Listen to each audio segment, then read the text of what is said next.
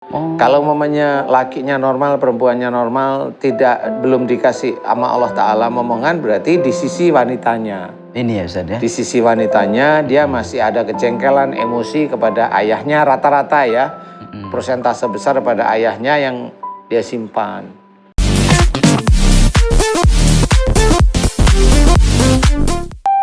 Subhanallah walhamdulillah wala ilaha illallah Allahu akbar wala haula wala quwwata illa billahil aliyil azim.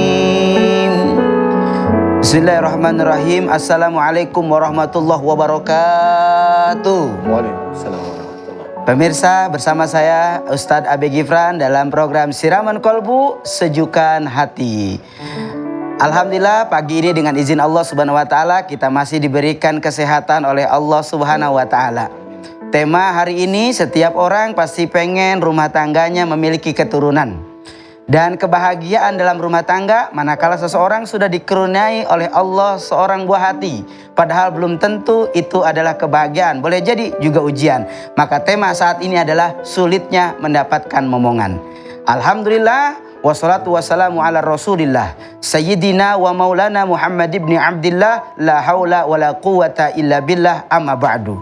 Para pemirsa yang dirahmati oleh Allah Subhanahu wa ta'ala, rumah tangga adalah perjalanan panjang, di mana ketika seseorang disatukan oleh Allah dalam pernikahan, seyogyanya pernikahan itu adalah ujian. Terkadang ada hamba Allah umat Nabi Muhammad, mereka menikah lalu tak lama dari pernikahannya Allah karuniakan keturunan kepadanya. Tapi pun ada juga di antara hamba Allah umat Nabi Muhammad yang ketika mereka disatukan oleh Allah, dipersatukan dengan tali pernikahan, diuji oleh Allah dengan satu ujian yang belum tentu bisa dirasakan oleh orang lain. Apa ujiannya? Mengharapkan keturunan, ingin memiliki momongan, tapi tidak semua dapat bisa kita wujudkan. Sebagaimana ini sudah dijadikan satu pelajaran, bagaimana ketika Nabi Ibrahim alaihissalam dengan tabahnya, dengan sabarnya menjalankan apa perintah Allah semenjak dari muda sampai tua, Nabi Ibrahim tetap tawakal kepada Allah Subhanahu wa taala. Allah tegaskan dalam Al-Qur'an, iyyaka na'budu wa iyyaka nasta'in. Memintalah kepada Allah, beribadahlah kepada Allah, sujudlah kepada Allah, bersabarlah dalam apa yang Allah berikan.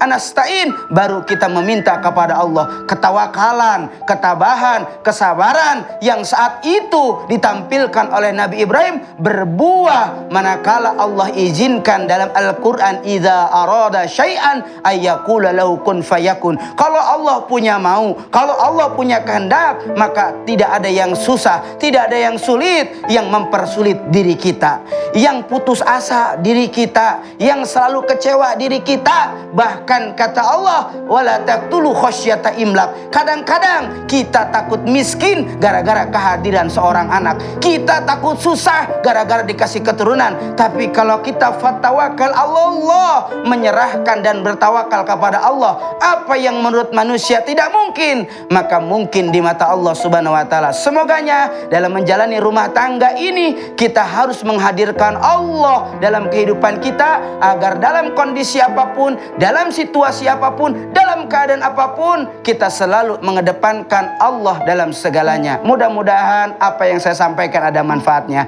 Terima kasih pemirsa yang dirahmati oleh Allah. Pagi ini saya biasa mendampingi Ustadz Danu dalam program kesayangan kita, Siraman Kolbu Sejukan Hati. Assalamualaikum Pak Ustadz. Waalaikumsalam warahmatullahi wabarakatuh. Alhamdulillah. Sehat Pak Ustadz? Alhamdulillah.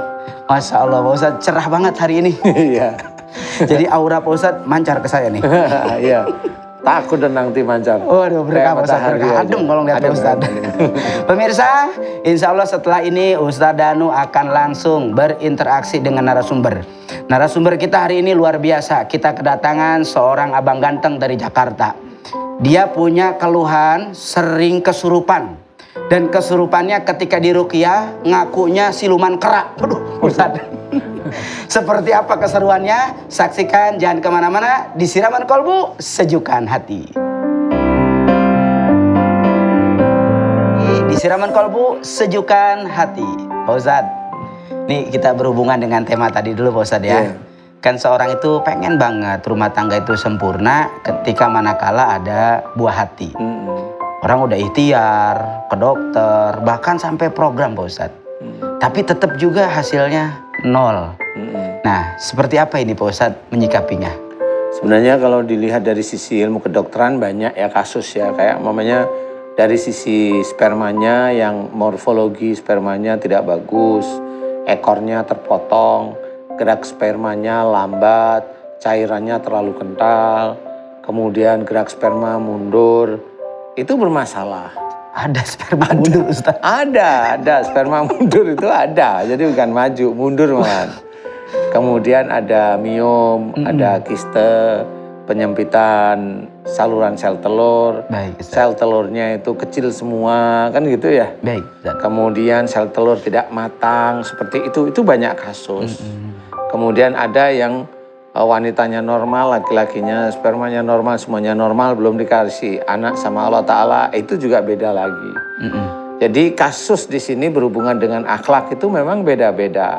Kalau mamanya lakinya normal, perempuannya normal, belum dikasih sama Allah Ta'ala momongan, berarti di sisi wanitanya. Ini ya Ustaz ya? Di sisi wanitanya dia masih ada kejengkelan, emosi kepada ayahnya rata-rata ya. Persentase besar pada ayahnya yang dia simpan. Seperti itu. Baik. Kemudian kalau ini normal loh ya. Kalau normal. Kalau normal itu biasanya seperti itu. Nah kalau momennya dari sisi spermanya ini terpotong ekornya. Jadi kepala sama ekor itu terpotong, banyak terpotong. Pecah-pecah gitu. Iya, jadi nggak normal. Iya. Itu biasanya orangnya itu kalau emosi itu gampang mutung, gampang ngambek istilahnya. Meledak Jadi itu enggak? nggak harus meledak, enggak. gampang ngambek istilahnya. Gampang ngambek. Nah ini beda dengan kalau spermanya itu gampang mati. Nah kalau gampang mati ini biasanya dia emosinya biasanya meledak. Nah yang itu tuh Ustaz ya? Nah itu mati, cepat sekali mati seperti itu. Nah di sini banyak sekali kasus. Sebenarnya Allah sudah memberikan saran di dalam Quran itu, namanya anggap aja momongan itu rizki. Rizki itu sebenarnya sudah diceritakan dalam Quran. Wa fis sama'i rizqukum, di langit ada jalan rezekimu. Benar. Nah gimana caranya mengambil rizki, jalan rezeki itu sampai pada kita. Allah menceritakan, innahum kanu qabla dzalika musyinin. Sesungguhnya mereka di dunia selalu berbuat kebaikan. Nah kebaikan itu apa? Ya sholat, ya baca Quran, ya puasa, ya macam-macam. Menghormati orang tua, jangan berkata kemudian berpikiran yang baik, kemudian jangan emosional. Semuanya banyak sekali yang harus kita kerjakan. Nah, itu berbuat baik. Berbuat baik menurut Islam itu seperti itu. Kemudian menghormati saudaranya, dijaga ukhuwah Islamiyah seperti itu. Itu berbuat baik itu seperti itu. Baik. Nah, kalau seseorang itu dalam beberapa sisi berbuat baik dengan orang tua itu tidak mampu, walaupun dia menikah ya nanti ada kendalanya. Kalau mamanya ekor itu terpotong, nah berarti dia itu kalau marah ngambek, diem, nggak mau ngomong, nah itu terpotong. Nanti kalau dia berubah, dia nggak gampang ngambekan, itu nanti sperma yang berikutnya itu normal kok, insya Allah seperti itu. Jadi cara Allah mengingatkan kita manusia itu ya dengan cara seperti itu sebenarnya, karena Allah tidak secara langsung bicara kepada seseorang itu enggak, kecuali orang yang diinginkan oleh Allah Ta'ala. Orang yang diinginkan itu ya para nabi, para rasul lah ya istilahnya seperti itu. Kalau kita enggak. Nah cara Allah itu berkata kepada kita manusia itu ya dengan teguran, dengan musibah, dengan kenikmatan. Itu bicaranya Allah pada kita. Itu bentukannya ujian. Nah momongan itu juga ujian. Kalau dia diberi momongan diuji. Kalau dia itu membanggai momongannya, ya itu ujub ria, nggak usah dibanggain gitu. Ini ujian aja sama. Nggak diberi momongan, ujian juga. Benar. Ngeluh nggak dia?